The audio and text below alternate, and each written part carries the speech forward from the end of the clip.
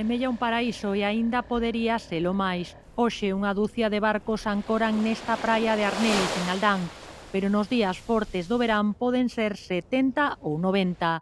As áncoras danan os fondos e a aglomeración de iates e turistas podería ser a razón de todo o lixo que atoparon os mergulladores a pasada fin de semana nestes fondos.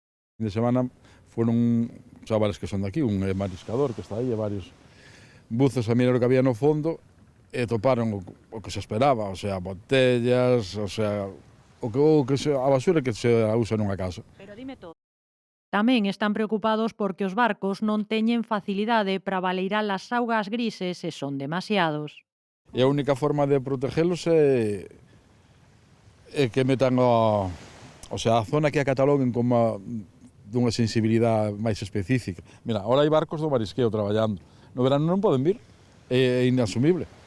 O sea, hasta a pesca se nos perjudica a nosa labor diaria, tanto.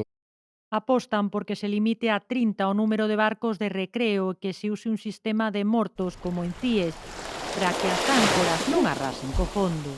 A presencia de embarcacións de recreo nun número desproporcionado é outra temática que nos suxeriron asociacións veciñais de Aldán Oío e por eso a estamos abordando. Augas Limpas tamén loita porque esta zona conserve a calidade das súas augas, xa que os moluscos deste lugar poden comerse sen depuración.